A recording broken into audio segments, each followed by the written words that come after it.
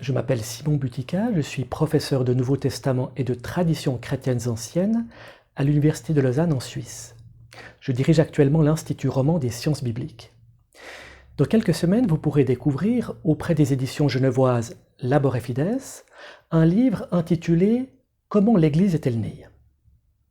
Le thème de ce livre s'énonce à la fois simplement, la naissance de l'Église, et en même temps, il exige un examen complexe, car les sources à notre disposition pour entreprendre cette remontée aux sources de l'Église sont relativement peu nombreuses. Nous disposons pour l'essentiel des textes du Nouveau Testament et de quelques autres traditions chrétiennes anciennes, comme la Didaché, la doctrine des 12 apôtres, ou encore la correspondance d'Ignace d'Antioche, à quoi il faut bien entendu ajouter les sources juives et romaines de l'Antiquité qui nous permettent de saisir dans et face à quel environnement les premiers croyants en Jésus ont pensé l'Église.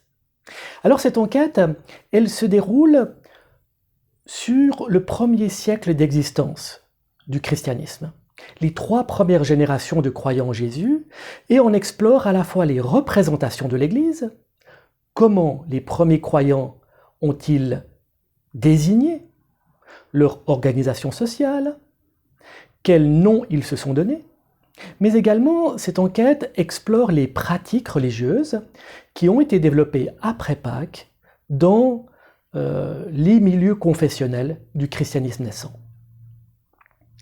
Alors on le sait depuis les travaux d'Henri Irénée Marrou et d'autres historiens français qu'il y a derrière toute question d'histoire une préoccupation contemporaine.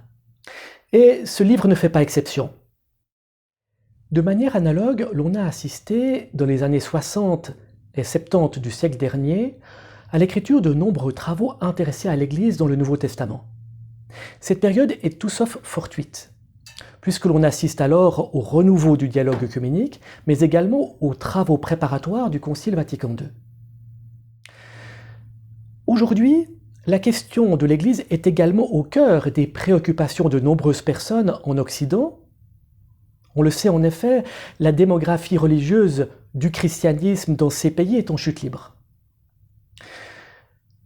Ce questionnement, en retour, interpelle les théologiens et les biblistes et les conduit en particulier à revisiter ce qui, aux origines du christianisme, a stimulé l'organisation sociale des premiers croyants en Jésus et les a conduits à développer des formes et des pratiques pour donner corps à l'héritage post-pascal de l'homme de Nazareth.